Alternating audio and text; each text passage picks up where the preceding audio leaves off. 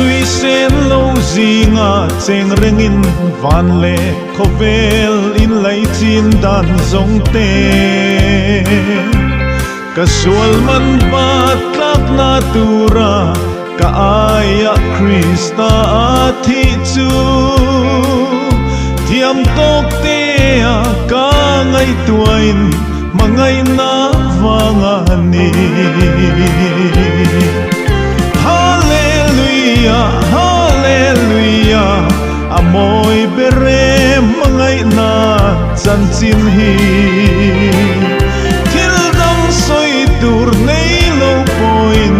ka chuang e mangai na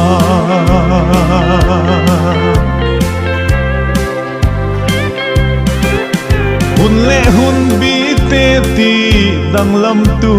mangai na thu min hriat thiam ti rawangin thima om he ka ti sa le ka tharau tan hian eng ini o ka tlan tu nang pathian lung lom thu kan hrila che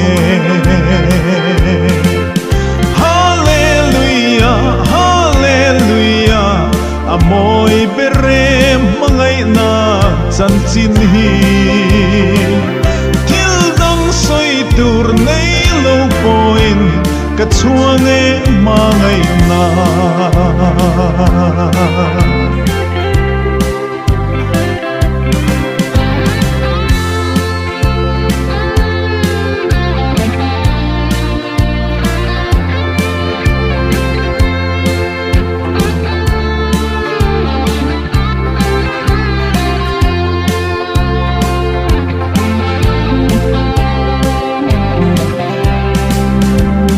sual ta na thia thole khan thamuan na ka ne na min pe tae avan mun sang ta ka te khian ka chen na tur min siam saka khovel shre om ma leng ma ila mangai tu kan nei Hallelujah, amoy bere mangai na chanchin hi thil dang soi tur nei lo poin ka chuang e mangai na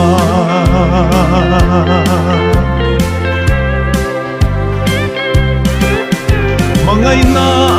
min tlam tu chuanin athu thlunga om reng turin min ti rin na le thil ti kop zela aming baptisa omin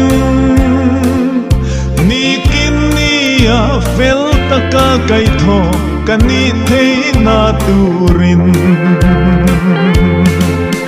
Hallelujah, Hallelujah,